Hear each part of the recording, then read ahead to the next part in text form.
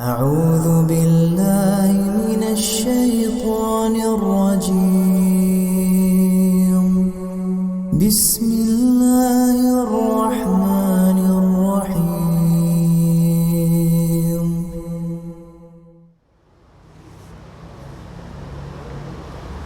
بسم الله الرحمن الرحيم السلام عليكم ورحمة الله وبركاته Alhamdulillah Rabbil Alamin wassalatu wassalamu ala nabiyyina Muhammadin wa ala alihi wa ashabihi wa man tabi'ahum bi ihsanin ila yaumiddin. Ashhadu an la ilaha illallah wahdahu la syarika lah wa ashhadu anna Muhammadan abduhu wa rasuluhu la nabiyya ba'dah. Ayuhal muslimun, ittaqullaha haqqa tuqatih wa la tamutunna illa wa antum muslimun. Ya ayyuhalladzina amanu ittaqullaha wa qulu qawlan sadida yuslih lakum a'malakum wa yaghfir lakum dhunubakum wa may yuti'illaha wa rasulahu faqad faza fawzan azima. Jamaah yang dimuliakan Allah, marilah kita senantiasa mensyukuri nikmat Allah, nikmat dan karunia yang Allah berikan kepada kita. Hendaklah senantiasa kita syukuri. Sekecil apapun nikmat itu harus kita syukuri, apalagi yang besar. Maka marilah kita semakin taat kepada Allah Subhanahu wa ta'ala.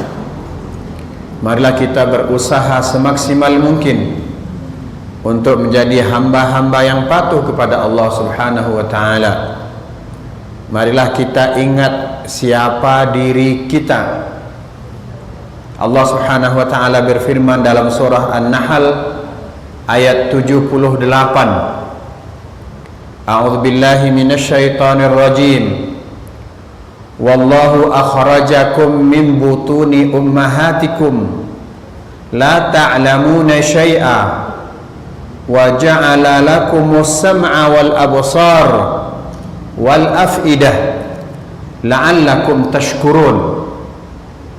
Allah Subhanahu wa ta'ala berfirman, dan Allah lah yang mengeluarkan kamu dari perut ibumu dalam keadaan tidak mengetahui suatu apapun, dan dialah Allah yang memberi kamu pendengaran, penglihatan dan hati agar kamu bersyukur.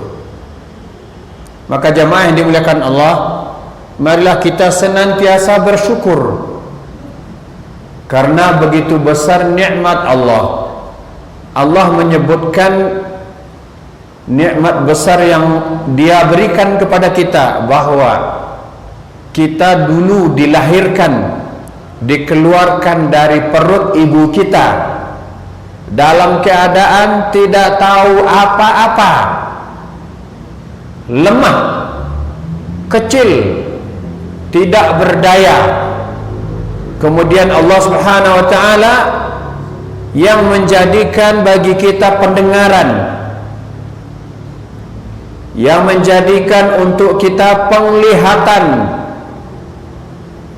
kemudian hati. Allah sebutkan betapa besar nikmat yang Allah berikan kepada setiap kita itu, agar kita pandai bersyukur, agar kita taat kepadanya, agar kita tidak sombong kepadanya, agar kita tidak angkuh kepadanya. Allah beri kita pendengaran, penglihatan dan hati. Itu semua adalah fasilitas yang Allah berikan kepada kita, kenikmatan yang Allah berikan kepada kita, yang dengannya kita bisa berkembang, berilmu, dan menjalani kehidupan di muka bumi ini. Betapa besar nikmat Allah berupa penglihatan, pendengaran, dan hati.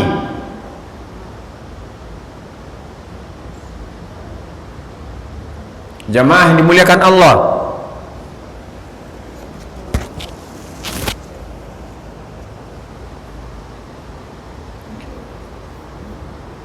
orang-orang yang tidak mau menggunakan pendengarannya untuk mendengarkan ayat-ayat Allah, tidak mau menggunakan penglihatannya untuk melihat ayat-ayat Allah, tidak mau menggunakan pendengarannya untuk mendengarkan ayat-ayat Allah, tidak mau menggunakan penglihatannya untuk melihat ayat-ayat Allah dan kebesaran-kebesaran Allah, tidak mau menggunakan hatinya untuk beriman, untuk memahami ayat-ayat Allah, maka Allah katakan mereka ulaika kal an'am, mereka seperti binatang ternak, balhum adall, bahkan mereka lebih rendah dari itu. Agar kita tidak dianggap oleh Allah sebagai makhluk seperti binatang ternak atau bahkan lebih rendah dari binatang ternak, maka marilah kita senantiasa mensyukuri karunia besar yang Allah berikan kepada kita dalam bentuk kepatuhan dan ketaatan. Jadi jamaah yang dimuliakan Allah, marilah kita mengingat seperti apa dulu kita dilahirkan, supaya ketika kita sudah jadi manusia, sudah bisa begini dan begitu, kita tidak sombong pada Allah, kita tidak melawan ayat-ayat Allah, kita tidak memusuhi Allah, tidak memusuhi agama Allah, akan tetapi kita semakin taat kepada Allah, menerima syariat Allah, tunduk kepada ajaran Allah Subhanahu wa ta'ala. Begitulah kita. Bahkan dalam ayat dikatakan kita diciptakan mimma'in mahin, dari setetes air yang hina. Kemudian Allah letakkan di dalam rahim yang kokoh. Kemudian setelah menjalani beberapa proses, Allah keluarkan kita dari perut ibu kita, dan kita menjadi manusia, menjadi anak manusia. Dan kata Allah, ketika baru lahir tidak tahu apa-apa.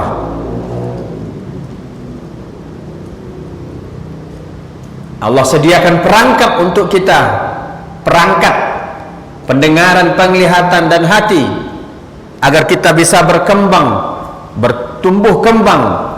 Kemudian yang dengannya kita setelah itu bisa menjalani kehidupan, menuntut ilmu, berusaha, dan lain sebagainya. Maka apa alasan kita tidak patuh kepada Allah? Apa alasan yang kita gunakan untuk tidak tunduk kepada Allah? Kecuali ada di antara kita yang langsung lahir sebagai seorang dewasa, langsung sebagai seorang pintar, kuat, dan kaya raya. Mustahil. Kecuali hanya Nabi Adam lah ya Allah ciptakan dalam keadaan ukuran manusia raksasa. Selain beliau, setelah beliau, semuanya melalui proses kelahiran, di mana ketika lahir tidak bisa melakukan apa-apa kecuali hanya sekedar menangis dan sedikit gerakan. Dengan demikian jamaah yang dimuliakan Allah, marilah kita tahu diri, insaf diri.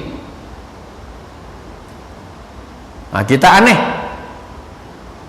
Tanyalah kepada orang tua kita seperti apa kita dilahirkan. Tetapi setelah kita remaja, dewasa, kita nggak mau sholat, susah disuruh sholat. Sedangkan sholat itulah bentuk syukur kepada Allah, karena sholat itu adalah pengabdian, ketundukan, kepatuhan kepada Allah Subhanahu wa ta'ala. Kita harus tahu, walaupun kita sudah jadi orang dewasa, bahkan mungkin sudah berkuasa, mungkin sudah kaya raya, akan tetapi di mata Allah tetap saja kita seorang yang lemah. Kita dulu dilahirkan dalam keadaan tidak mengetahui apa-apa. Ketika itu kita lemah, kemudian kita pandai berjalan, kemudian kita disekolahkan, kemudian kita remaja, dewasa, kemudian tua. Setelah tua apa yang terjadi? Bahkan tidak sampai tua, apa yang terjadi? Kekuatan mulai berkurang, akhirnya kembali lemah. Sebahagian kita dulu lahir sebagai bayi, tidak ada gigi.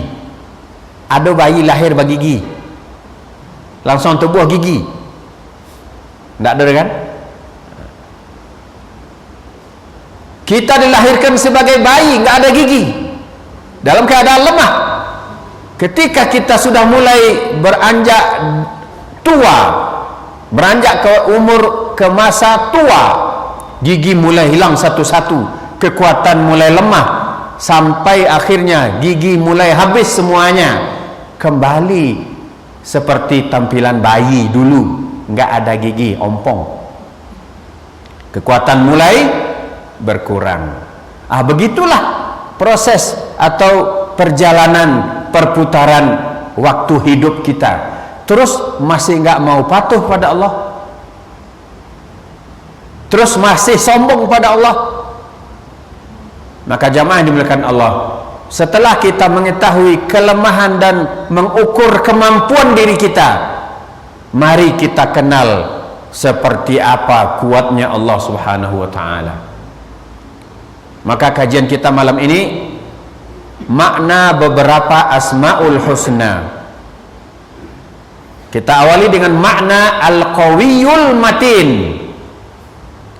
Allah Maha Kuat dan Maha Kokoh. Dua nama ini disebut dalam ayat Allah Subhanahu wa taala dalam surah Adz-Dzariyat, dimulai dari ayat 56 yang sering kita baca dalam kajian di tempat ini. Allah berfirman, "Wa ma khalaqtul jinna wal insa illa liya'budun." Tidaklah aku ciptakan jin dan manusia, kata Allah, melainkan hanya untuk ibadah kepadaku, untuk tunduk patuh padaku. Ma uridu minhum min rizqin wa ma uridu ayut'imun.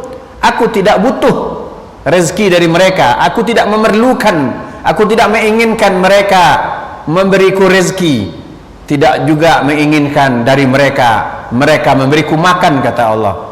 Innallaha huwar razzaq. Karena Allah lah yang maha pemberi rezeki. Innallaha huwar razzaq dzul quwwatil matin, yang memiliki kekuatan dan yang maha kokoh.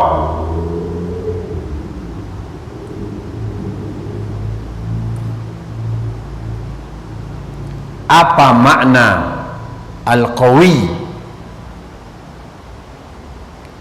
Makna Al-Qawi adalah dialah Allah yang maha kuat, dia yang tidak dikalahkan oleh seorang penakluk, dan yang keputusannya tidak bisa ditolak, tetap akan berlaku. Dia akan melaksanakan ketetapannya, akan berlanjut dalam ciptaannya. Dia akan menghukum orang-orang yang kafir kepada ayat-ayatnya dan mengingkari dalil-dalilnya. Begitulah Allah yang maha kuat, yang tak bisa dikalahkan oleh seorang penakluk.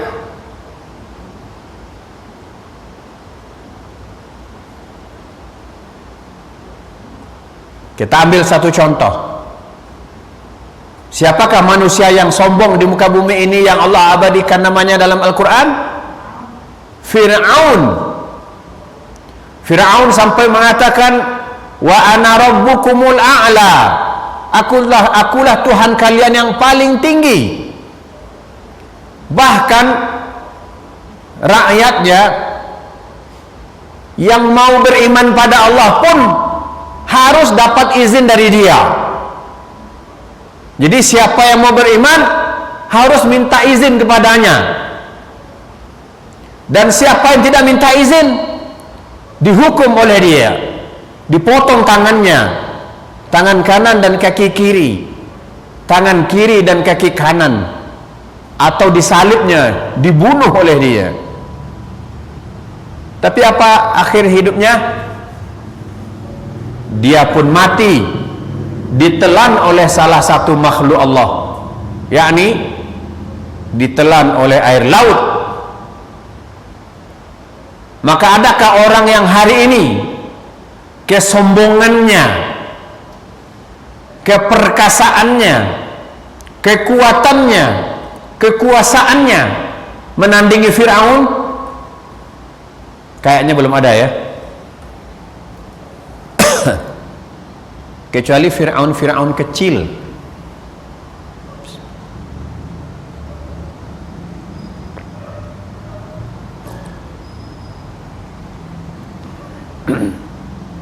Fir'aun yang mengaku sebagai Tuhan saja Allah matikan dia.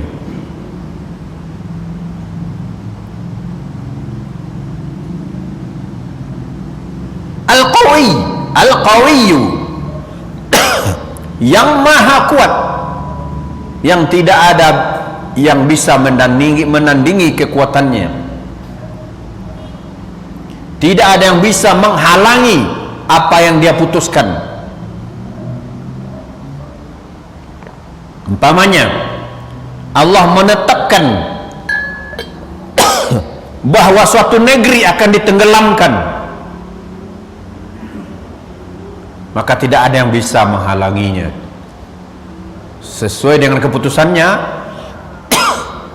negeri atau suatu negeri akan ditenggelamkan, maka tenggelamlah negeri itu.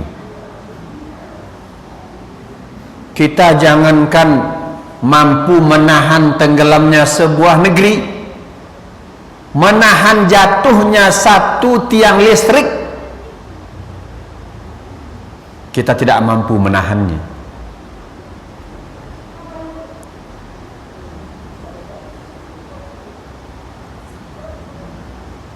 Jadi setiap orang yang mencoba-coba meremeh-remehkan Allah, meremeh-remehkan ayat Allah,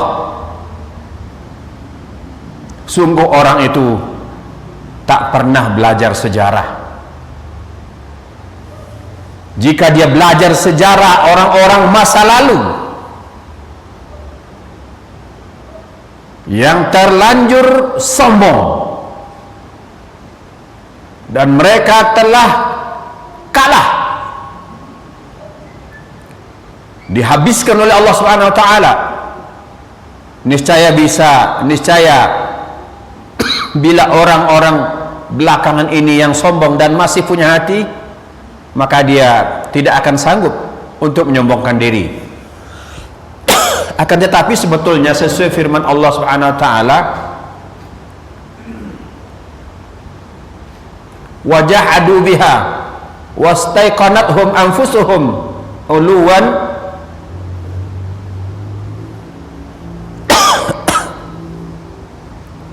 lupa saya aja ayatnya. Sebetulnya mereka secara hati mereka meyakini, akan tetapi mereka menolaknya karena kesombongan. Dia nampakkan secara zahir penolakan, padahal sebetulnya hati kecilnya menerima gitu.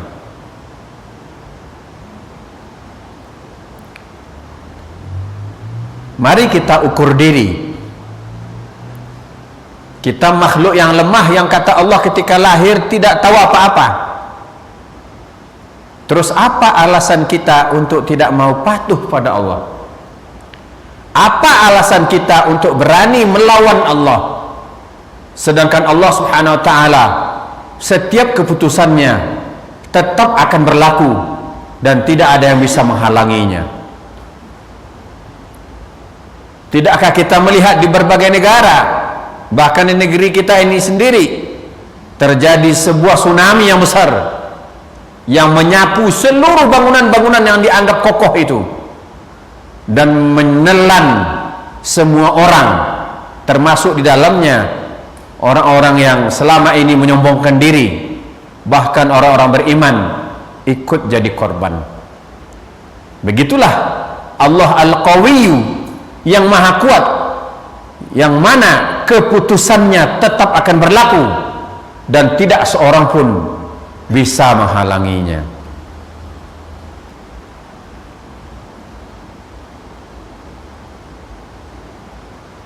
Kemudian yang kedua, Al-Matin. Kalau tadi Al-Qawiyyu, dialah Allah yang tidak dikalahkan oleh seorang penakluk. Dialah yang maha kuat, yang tidak bisa dikalahkan oleh seorang penakluk sekalipun. Sedangkan Al-Matin adalah yang maha kuat, yang kekuatannya tidak akan pernah berakhir, yang kekuatannya tidak ada hentinya, yang tidak tersentuh oleh tipu daya, yang memiliki keagungan dan kekuasaan. Jadi Al-Matin yang maha kuat, di mana kekuatannya tak akan pernah terputus, tak akan pernah berakhir, tak akan pernah berhenti, dan Allah tak akan tersentuh oleh tipu daya. Allah Subhanahu wa taala berfirman, "Wa makaru wa makarallah wallahu khairul makirin." Ali Imran ayat 54. Orang-orang kafir itu membuat makar, membuat tipu daya. Allah membalas tipu daya mereka, dan Allah lah sebaik-baik pembalas tipu daya. Nah, digabung keduanya, Al-Qawiyyu Al-Matin, adalah dua nama Allah yang maha kuat, yang maha kokoh, yang kekokohannya dan kekuatannya tidak ada habisnya, yang perbuatannya tidak menimbulkan kesulitan. Artinya dia sendiri tidak merasa sulit untuk melakukan perbuatannya, tidak terjamah oleh tipu daya, yang mana Allah memiliki kekuatan yang besar. Jamaah yang dimuliakan Allah Subhanahu wa taala, Imam Ibnul Athir menjelaskan, ya, Al-Matin, kata beliau, adalah dialah Allah yang maha kuat dan kokoh, yang mana dalam melaksanakan semua perbuatannya Allah Azza wa Jalla tidak pernah merasa susah, tidak pernah merasa berat maupun payah.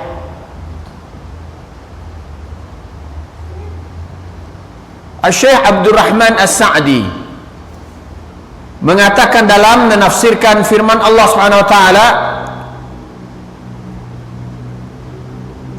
yakni menafsirkan ayat 165 dalam surah Al-Baqarah,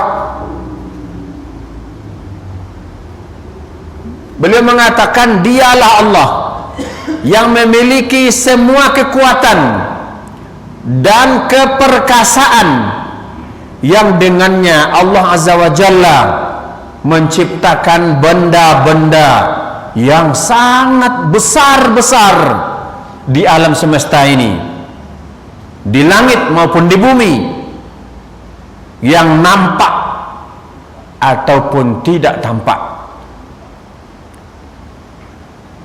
Jadi Allah Subhanahu wa taala memiliki kekuatan yang maha besar, yang dengan kekuatan itu Allah menciptakan makhluk yang besar-besar. Kita ingat bagaimana Allah Subhanahu wa taala memiliki makhluk yang sangat besar, yakni Arasy, yang besarnya luar biasa. Allah memiliki kursi yang besarnya lebih besar dari langit dan bumi. Allah menciptakan langit 7 lapis. Bahkan Allah mengatakan bagaimana Allah menciptakan langit bighairi amadin tarawnaha, tanpa tiang. Allah menciptakan langit tanpa tiang, sebagaimana yang kalian lihat, yang kalian saksikan. Disebabkan Allah Maha Kuat, Al-Qawiyul Matin, Allah memiliki kekuatan yang besar, maka Allah menciptakan makhluk-makhluk yang besar tanpa merasa lelah dan letih.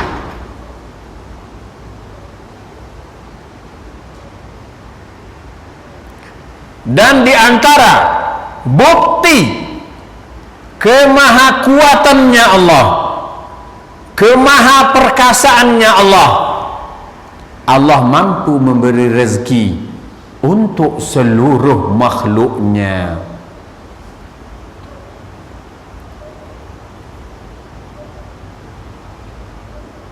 Allah mampu memberi rezeki untuk seluruh makhluknya, yang beriman atau tidak beriman, Allah cukupkan rezekinya.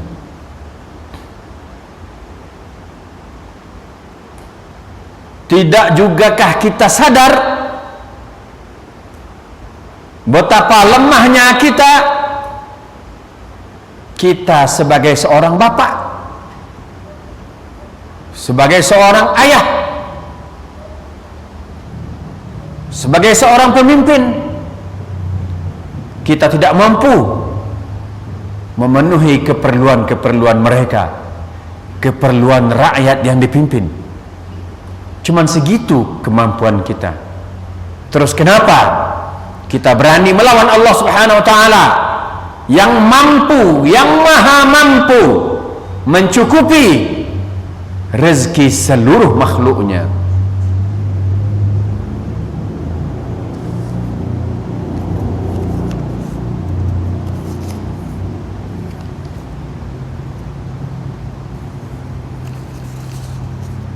Disebabkan Allah maha kuat dan maha kokoh, maka Allah tidak bisa dikalahkan. Siapa yang berniat atau bahkan mencoba-coba melawan Allah, maka siapa saja yang berusaha melawan Allah itu pasti kalah. Allah Subhanahu wa taala berfirman dalam surah Al-Mujadilah ayat 21, kataballahu la aghlibanna ana wa rusuli innallaha qawiyyun aziz. Allah telah menetapkan bahwa aku, katanya, aku kata Allah, dan rasul-rasulku pasti menang. Sesungguhnya Allah maha kuat lagi maha perkasa. Jadi siapa saja yang melawan Allah dan Rasulnya, Allah nyatakan pasti kalah. Al-Mujadilah ayat 21.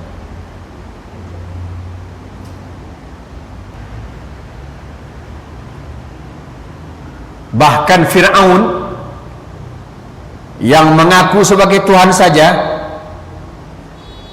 dia dan pengikutnya, dia dan orang-orang sepertinya sebelumnya telah Allah musnahkan.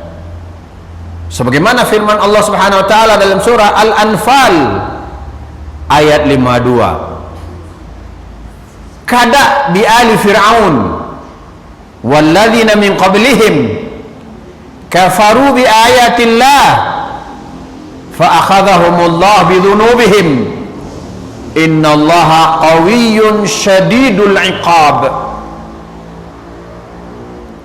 Keadaan mereka serupa dengan Fir'aun dan pengikut-pengikutnya serta orang-orang sebelum mereka. Mereka mengingkari ayat-ayat Allah, maka Allah menyiksa mereka disebabkan dosa-dosa mereka itu.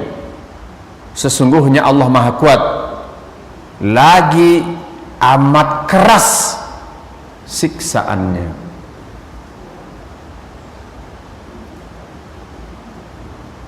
Jamaah yang dimuliakan Allah, dulu waktu kita sekolah, waktu kita masih kecil-kecil, ketika kita pergi ke kota besar seperti ke kota Padang atau ke kota Jakarta, sebelum bis yang kita tumpangi berangkat, ada bapak-bapak atau ibu-ibu jual buku 5.000. Tahu buku apa yang dijual? Ilustrasi neraka, ilustrasi azab neraka, ilustrasi kenikmatan surga. Akhirnya kalau ada orang jual buku itu jarang atau mungkin tidak boleh. Dan ketika kita masih SD, kita bacalah buku-buku bergambar tu, bagaimana orang berdosa diseret ke neraka, dibuat di situ ilustrasi neraka yang menyala-nyala. Awak nak membaca pun tagak bulu kudu awak, takui awak dah. Orang tua yang menceritakan kawak nak membacakan kawak serius pula, karena memang dibuat ilustrasi, kemudian dicantumkan di situ berdasarkan ayat dalam Al-Quran, ayat sekian. Kalau kemudian juga dicantumkan berdasarkan hadis Nabi gitu. Kini kalaupun ada orang jual buku 5-10 tapi komik lah. Mari kita sadari jamaah yang dimuliakan Allah, kita sadari siapa diri kita, makhluk yang lemah, makhluk Allah yang lemah. Kalaupun ada kekuatan hanya sedikit dan hanya sebentar, dan Allah lah yang maha kuat.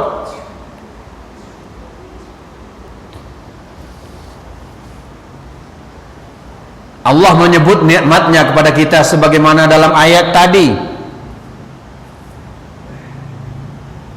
Setelah kita dikeluarkan dari perut ibu kita, kita dikasih bekal penglihatan, pendengaran, kemudian hati.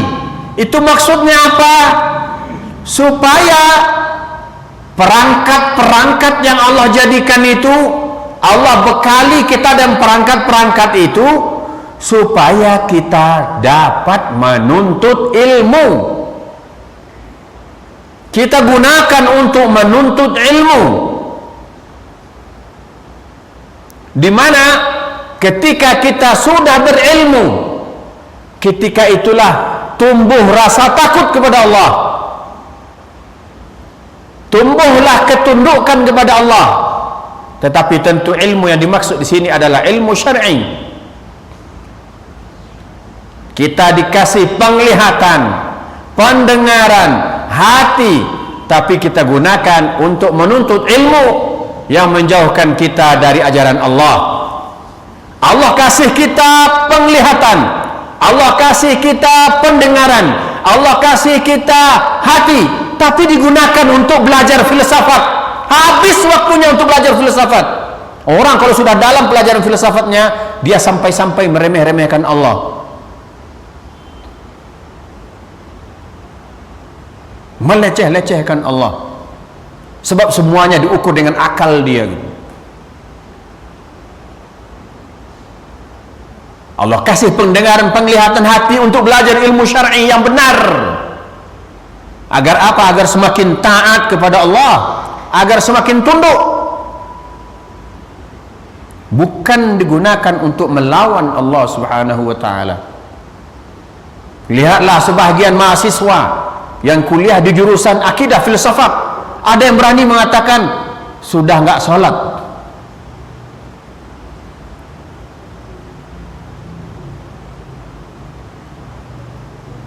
Padahal Allah kasih kita perangkat itu.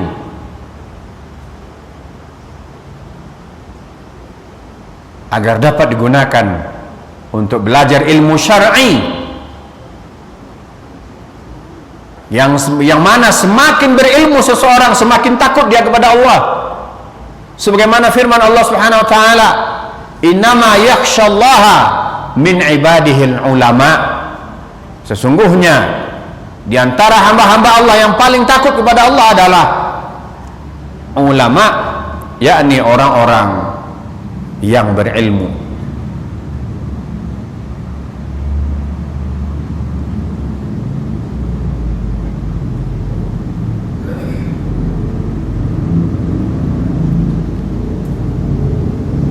Ayat yang kita bacakan di awal tadi ditafsirkan oleh Syekh Dr. Muhammad Sulaiman Al-Ashqar, ya. Ujung ayat la'allakum tashkurun, yakni agar kalian menggunakan setiap anggota tubuh sesuai dengan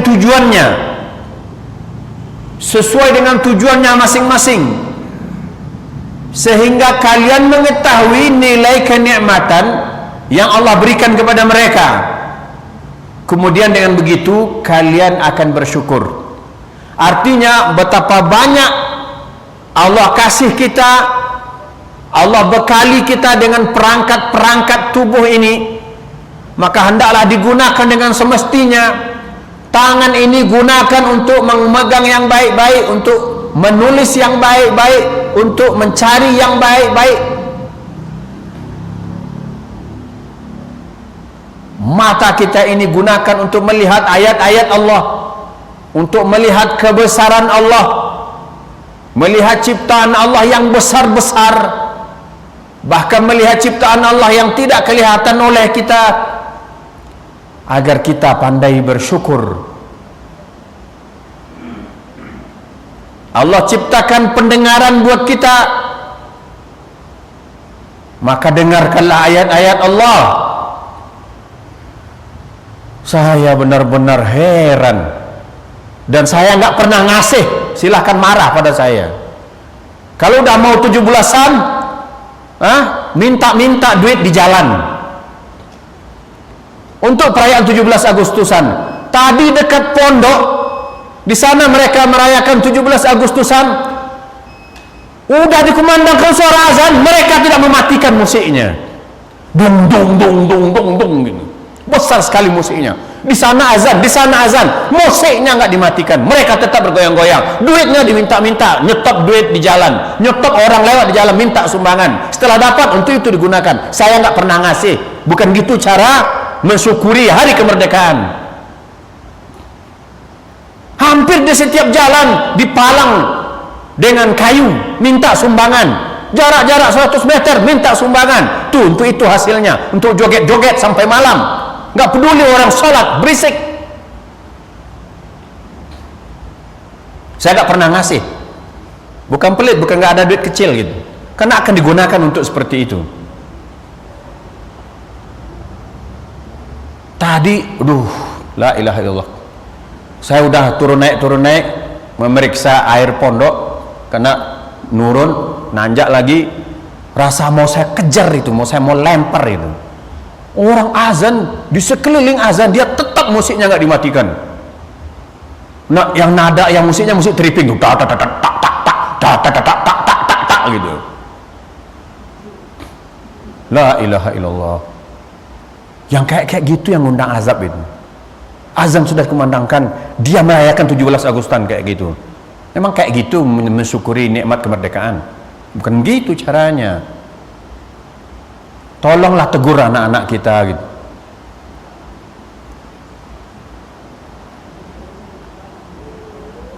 Dah masuk waktu. Demikian dulu. Kita sambung setelah salat Isya insyaallah. Wassalamualaikum warahmatullahi wabarakatuh.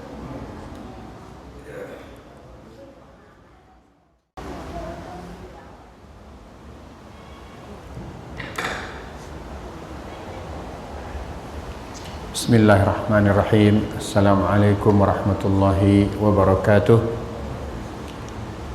Alhamdulillahirabbil alamin. Wassalatu wassalamu ala nabiyyina Muhammadin wa ala alihi wa sahbihi wa man tabi'ahu bi ihsanin ila yaumiddin. Asyhadu an la ilaha illallah wahdahu la syarika lah wa ashhadu anna Muhammadan abduhu wa rasuluhu la nabiyya ba'dah. Amma ba'd. Kita teruskan.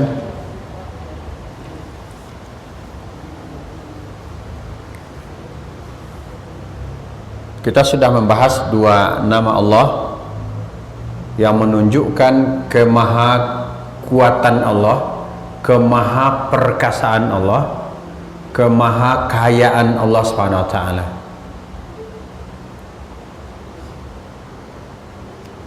Kita garis bawahi, kita ingat kembali bahwa bukti bahwa Allah itu maha kuat dan maha kokoh.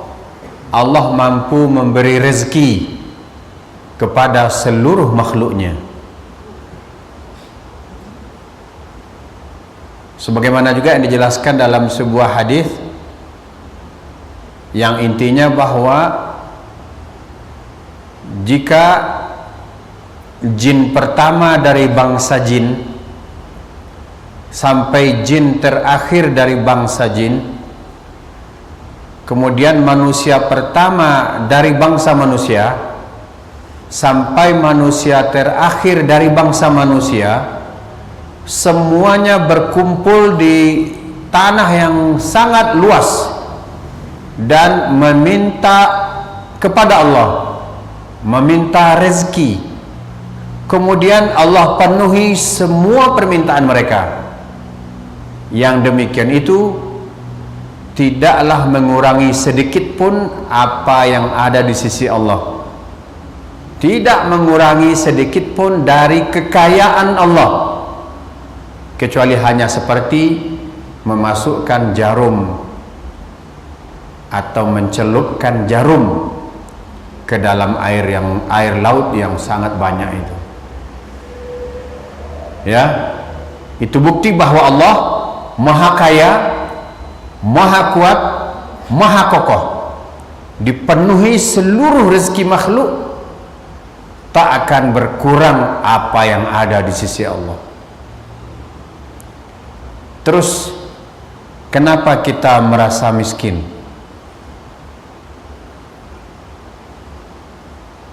Kita kenal dua istilah, fakir dan miskin. Kalau dalam bahasa Arab, fakir dan miskin itu ada bedanya. Kalau kita orang Indonesia kan suka gabung-gabung, masjid dengan jami' jadi masjid jami'. Fakir dan miskin, fakir miskin. Fakir adalah orang yang tidak memiliki harta, tidak memiliki rumah, ya, tidak memiliki tanah, tinggalnya ya di kolong jembatan, di teras-teras rumah orang, di emper-emperan, makannya ya dari belas kasihan orang. Dia punya kebutuhan 10 tapi hanya terpenuhi 2, 3, 4, nggak pernah sampai 5. Itu fakir. Adapun miskin adalah orang yang memiliki harta, memiliki pendapatan, bahkan memiliki pekerjaan, tapi masih tetap tidak terpenuhi kebutuhannya. Umpama kebutuhannya 10, dia maksimal hanya bisa memenuhi 8, 7, 8, 6, 7, 8, begitu lebih kurang. Itu miskin.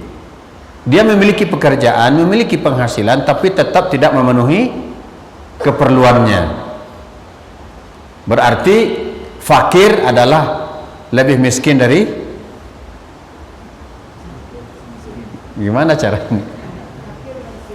Fakir itu lebih berkekurangan, gitu.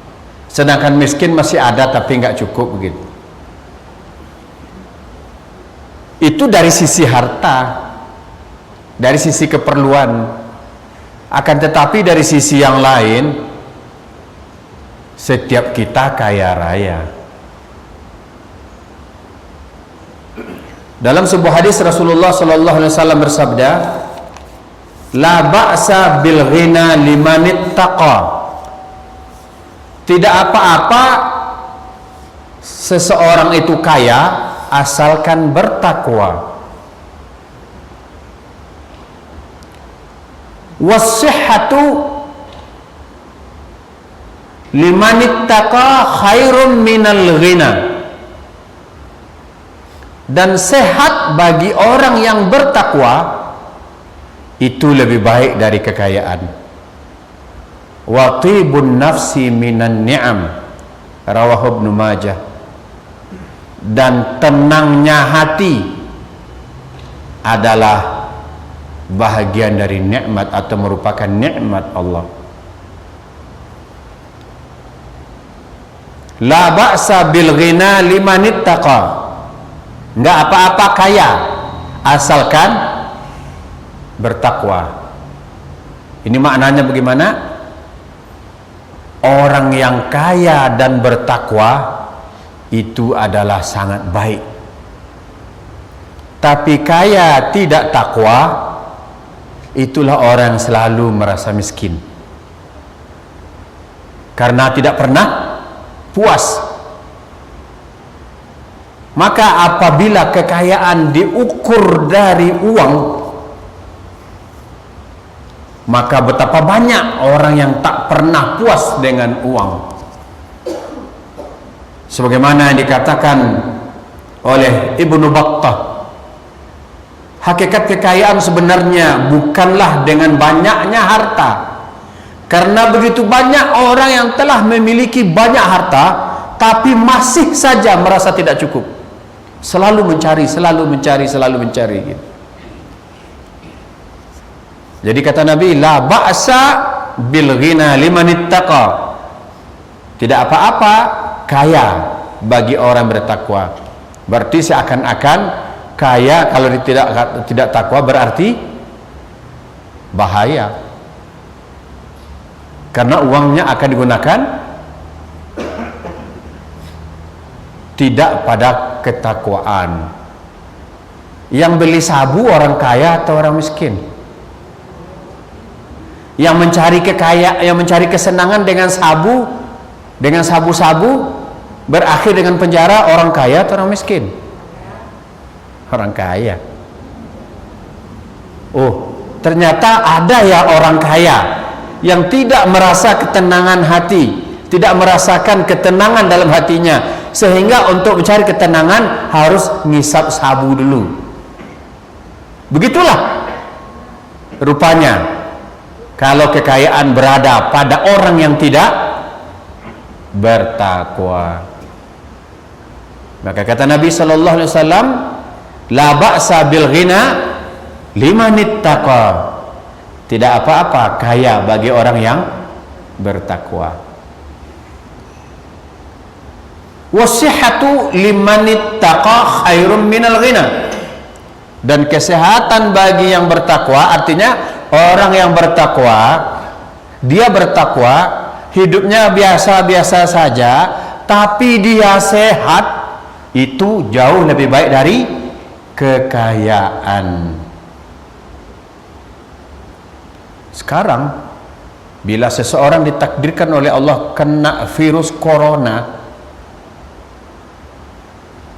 kemudian virusnya sudah menyerang paru-parunya, saya rasa triliunan duit dia keluarkan untuk menyembuhkannya, pasti tidak akan bisa. Dia tetap akan mati. Terus mana nilai kekayaan itu? Kalau kekayaan hanya dinilai dari uang. Lihatlah sekarang orang habis waktunya untuk cari uang, sehingga lalai beribadah kepada Allah Subhanahu wa ta'ala.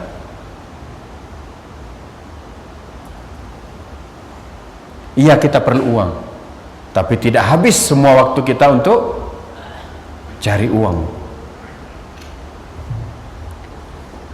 Watibun nafsi minan ni'am, tanang hati amma mato lallo, itulah nikmat. Rajo lallo di atas singgah sana, di atas tempat tiduran mewah. Pemulung lalok di antara sampah-sampah yang dia pungut, bakar aja laloknya. Sama enggak tuh? Sama bisa lalok. Orang bapitih kalau ndak di restoran mewah ndak bisa makan. Pemulung nyobali nasi bungkus, makannya dah kayak sampah nanya pungut tuh. Sama-sama bisa makan. Kalau gitu di mana biayanya?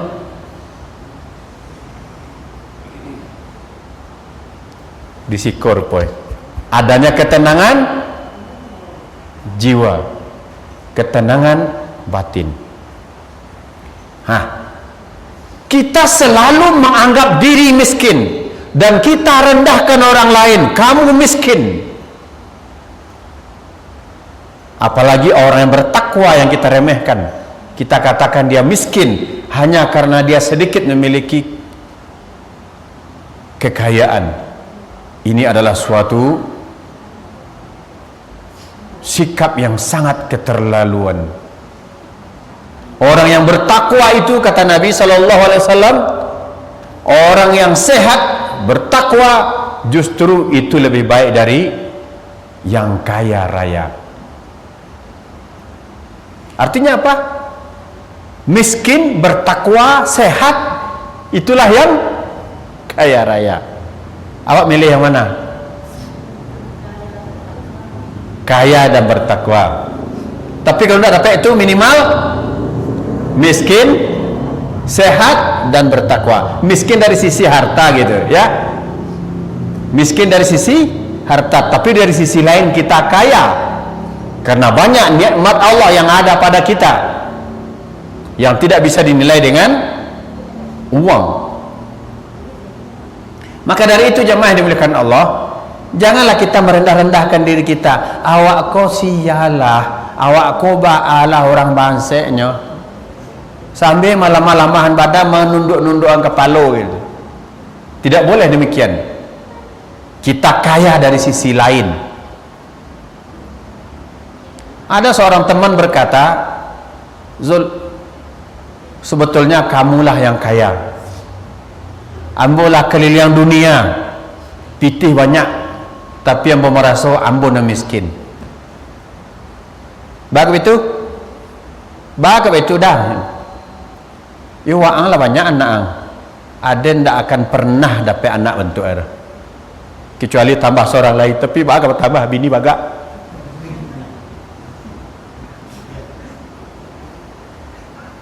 Ayo kok kayu dah buatlah bos Sarawak, aku lah je.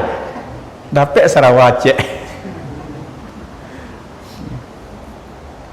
Nya ceritanya lah keliling dunia kecilnya. Betul, karena banyaknya duit. Tapi tidak ada lagi kemungkinan dapat anak. Karena ketikanya menikah umurnya 25, umur istrinya lebih sampai 5.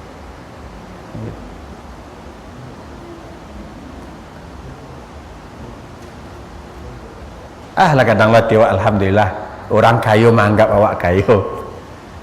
Jadi jangan pernah kita merasa miskin. Kalau Allah merasa miskin tarikh saya, kapan kita mensyukuri nikmat Allah yang Maha Kaya? Wa kaifa akhafu minal faqri wa ana abdul ghani. Pernah enggak lihat tulisan itu? Pernah saya lihat tulisan itu? Ambo cari di internet, seorang Afrika yang badannya kulitnya hitam, inyo dorong gerobak untuk menggalih buah, dan di gerobaknya ada tulisan, kaifa akhaful faqra wa ana abdul ghani. Mana mungkin aku takut miskin, katanya, karena aku hamba Allah yang maha kaya. Walaupun nyodorong korobak mencari rezeki, inyo bangga menjadi hamba Allah yang maha kaya. Jadi tidak perlu merasa takut miskin. Jadi tiba calon menantu bertanya, di mana kerja berapa gaji sebulan? Itu membuat anak muda lari seribu langkah gitu. Takutnya melamar anak gede awak. Karena ditanya kerajanya, di mana kerja? Apalagi sampai ditanya bara simpanan. Larinya seribu langkah gitu. Kenapa kalau lama itu cara tanya, berarti takut miskin. Beko juga kau nyagi makan anak awak gitu. Maka carilah yang bertakwa. Orang yang bertakwa tu nya bertanggung jawab, tahunya kewajibannya gitu. Gitu ya. Allah yang maha kaya raya itu mampu memenuhi rezeki seluruh makhluknya tanpa berkurang apa yang ada di sisinya. Terus kenapa awak takut miskin? Awak takut miskin karena awak hanya menilai kekayaan dari sisi uang. Jemaah yang dimuliakan Allah Subhanahu wa taala.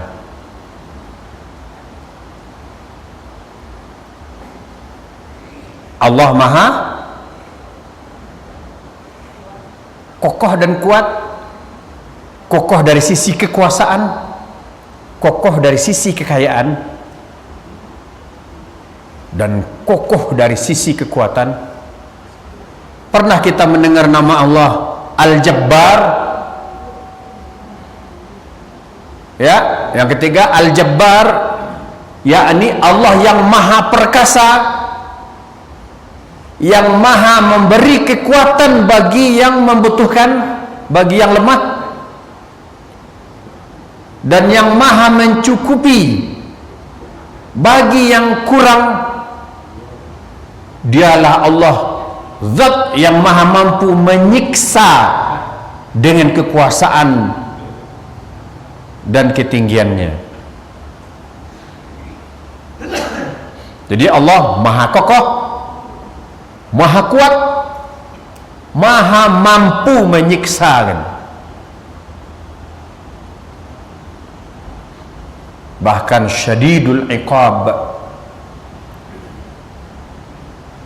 Tapi tidak setiap muslim bersarang di dadanya ketakutan yang luar biasa kepada Allah yang maha kuat, maha kokoh.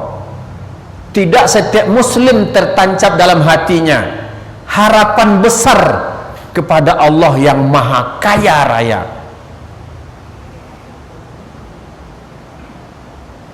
Jadi mulai sekarang, terutama kita yang hadir dalam kajian ini, jangan pernah merasa lemah karena kita kuat jika Allah memberi kita kekuatan.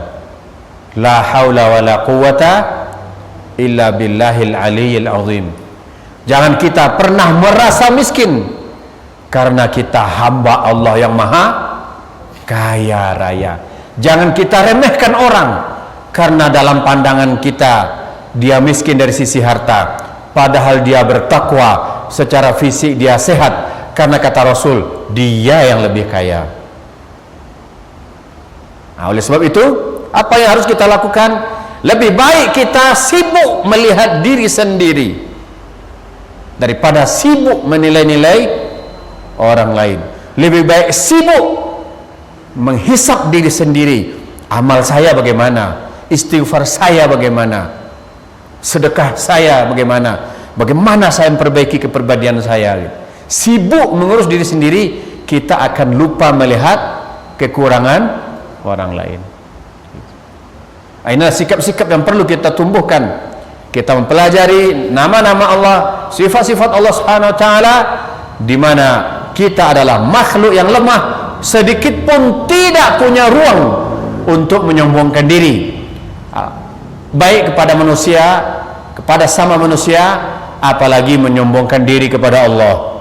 Maka kita garis bawahi bahwa yang kesombongan sesungguhnya adalah batarul haq wa ghamtun nas, menolak kebenaran dan meremehkan manusia.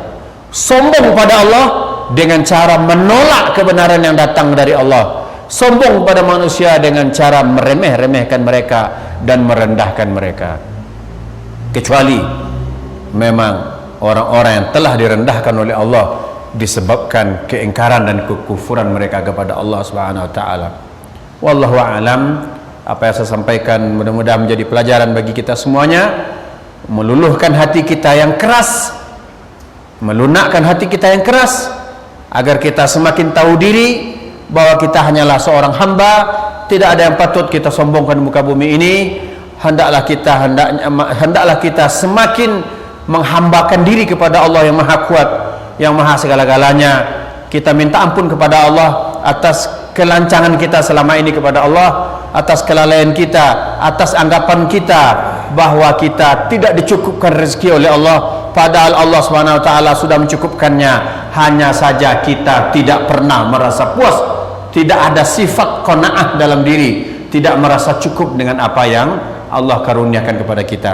Fa'tabiru ya ulil absar la'alakum tuflihun. Tafaddalu bila ada pertanyaan.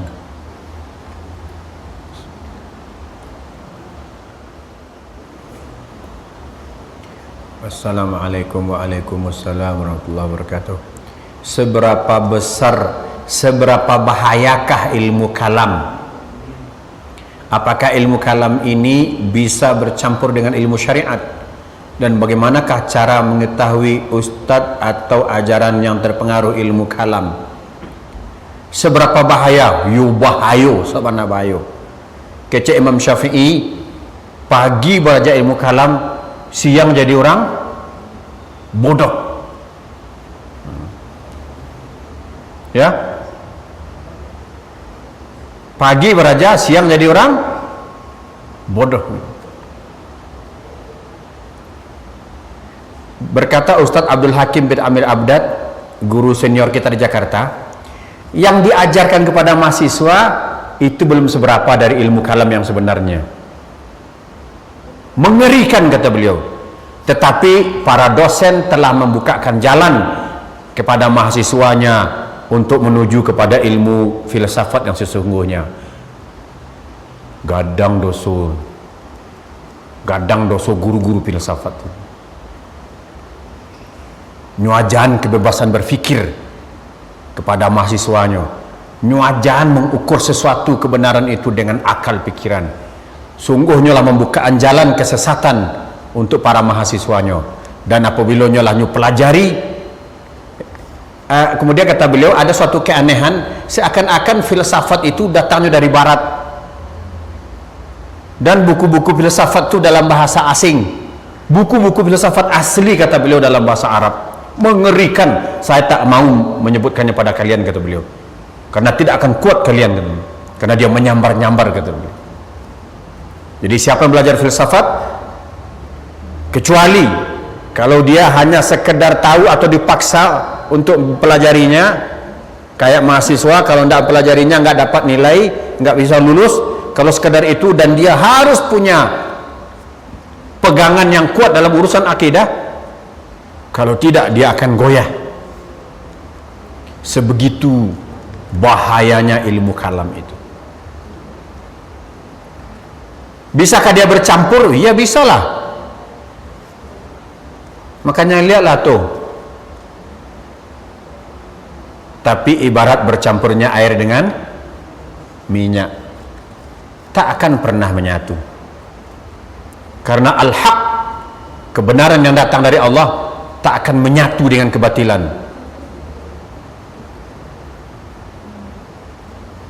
Hanya saja seperti bersatu, ya seperti memasukkan, awak masukkan kagak leh kok, masukkan air, masukkan minyak, dimasukkan, ya masuk aja, tapi tetap tidak menyatu. Bagaimana cara mengetahui ustadz-ustadz yang ajarannya terpengaruh dengan ilmu kalam? Dalam kajiannya menyerang-nyerang sunnah tarikh, tunjuk tuh. Menyerang hadis, menyerang sunnah Nabi, itunya tuh. Menyerang manhaj salaf, metode salaf, menyerang salafus saleh, menyerang ulama-ulama besar, itunya tuh. Menyerang ulama-ulama ahlu sunnah dalam ceramah-ceramahnya itu sih, karena juga ada bahan lain, itunya tuh. Hati-hati Pak. Kalau kecil Ustaz Hakim kalau beraja, tak beraja dah kalau tahu, ambo tahu je. Yo luar biasa saseknya. Semua sasek itu. Itu salah satu teori. Salah satu teori dalam filsafat. Teori emanasi itu. Allah memiliki beberapa kemampuan. Ketika Allah sedang lemah tak ada berdaya, terjadilah dunia dengan segala isinya.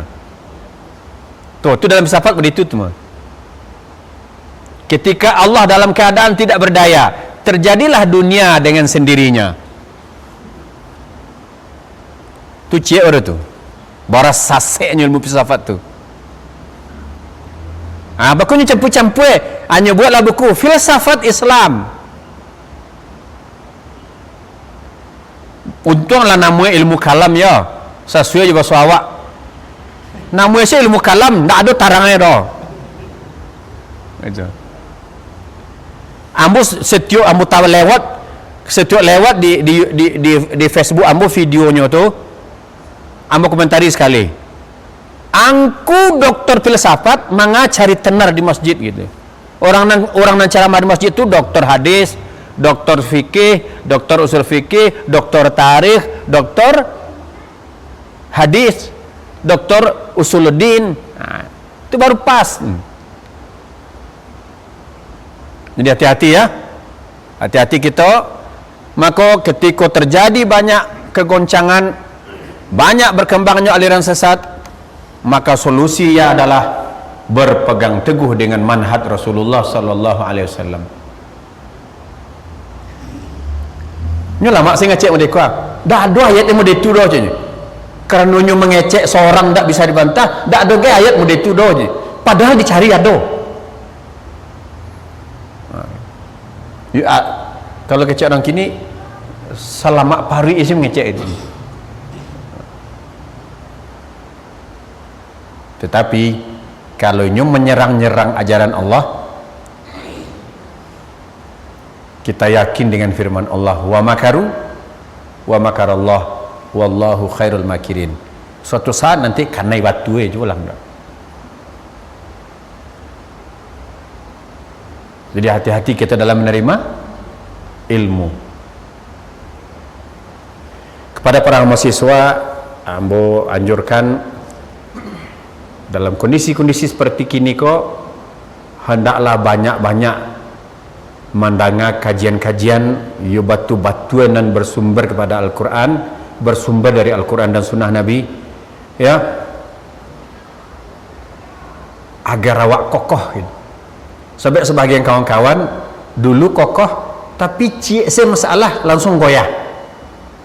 Umpamanya fanatik ke seorang ustaz gitu, ustaz tu jadi panutan ninyo, tu nampak dia nyuci salah ustaz tu, langsung saya luluh, langsung saya luntur sekali. Akhirnya apa? Kembali kepada masa lalu yang kelam. Maka ukuran kebenaran itu bukan ustaz, ukuran kebenaran adalah Al-Quran dan Sunnah Nabi Sallallahu Alaihi Wasallam. Alhamdulillah, lecek pertanyaannya. Berarti selesai. Ada cek lain? Ini akan sedang membangun masjid. Jadi ini kan bangunan yang ado, sebagian yang tak ini dibuka kan. Iya. Konsen buka, batu dibuka, keramik buka. Jadi kadang-kadang beredar lo di pemahaman masyarakat awas. Artinya tak sampai jadinya sedekah orang dulu bang. Ini sedekah keramik ini buka. Artinya takut bilo amalan sedekah orang tua sampai situ. Karena awal ada juga menjalannya cuma tak mengerti gitu kan. Jadi setelah ada buku direkam nanti disebarkan ke hamba wah sebenarnya. Apa ya? Lain terangkan awak sedih tu. Tak terangkan.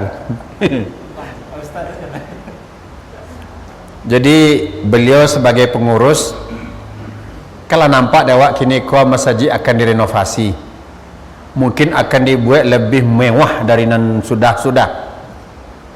Ya tak? Tapi dulu sebagai masyarakat mengatakan, kalau begitu tak putus amalan orang ala berinfak selama kau. Orang dulu berinfak untuk masang keramik, kini kalau buka keramik itu putih.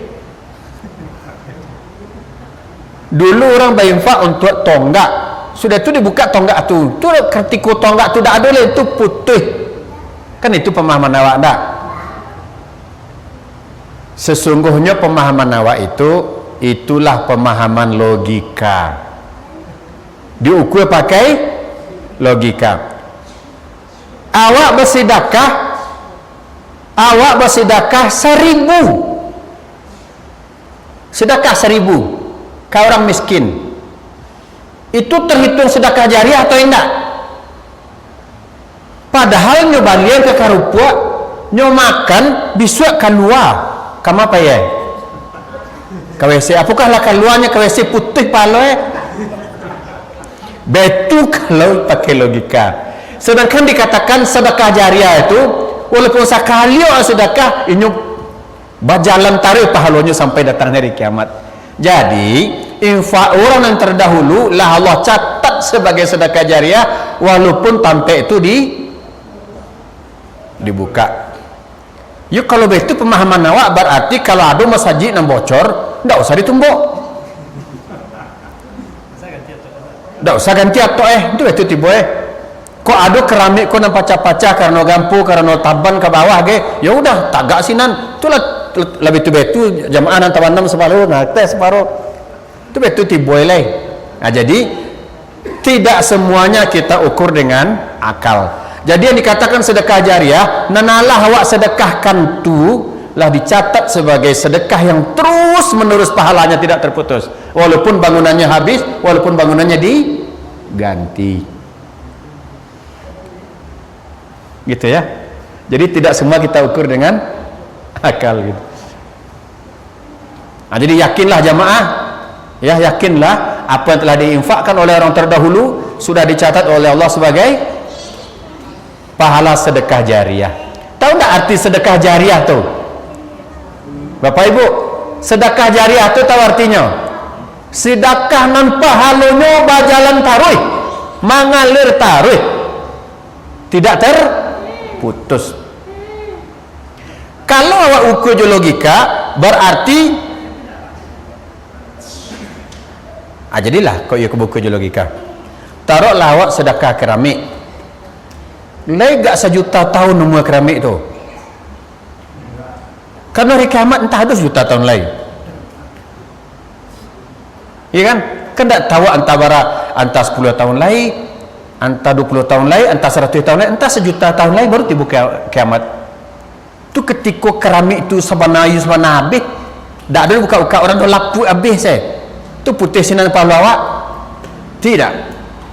Karena sudah dicatat oleh Allah sebagai pahala sedekah jariah yang selalu mengalir. Nah gitu ya. Semoga bisa kita pahami dan ambo anjurkan, mari kita dukung, mari berinfak. Kalau masjid awak rancak nyaman pula beribadah, tetapi jangan masjid dibangun rancak-rancak tapi isinya bukan tak ada, panah kamungko.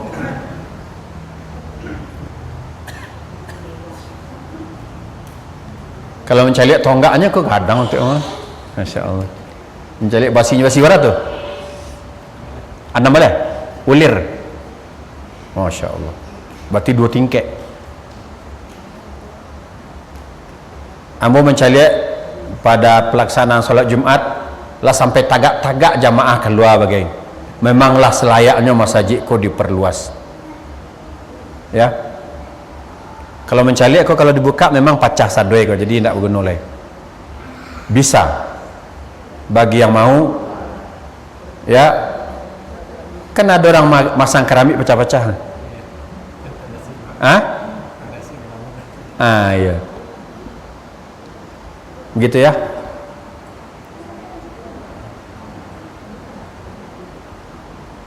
Ibu-ibu lah paham tuh. Kok ada jamaah lain yang bertanya baik itu cara menjalankan. Sudah ditulis oleh Allah sebagai pahala sedekah jariah. Walaupun sekali awak berinfak ya, Infak tu kan tak untuk benda padat sih dah. Termasuk untuk dimakan, untuk dipakai. Wallahu alam. Mudah-mudahan Allah memudahkan kita untuk menerima kebenaran, untuk memahami ayat-ayat Allah, dan Allah lapangkan rezeki awak, dan nampak je di awak anda mas haji ko berdiri kokoh, ya. Kemudian tetap ada pengajian di dalamnya, karena begitu cara memakmurkan masjid. Begitu sedih awak mencari masjid dibangun rancak-rancak tapi jamaahnya sepi, ya. Kalaupun ada pengajian di dalam tapi berjoget-joget, ada lagi joget-joget dalam masjid, ya. Demikian kita tutup dengan kafaratul majlis.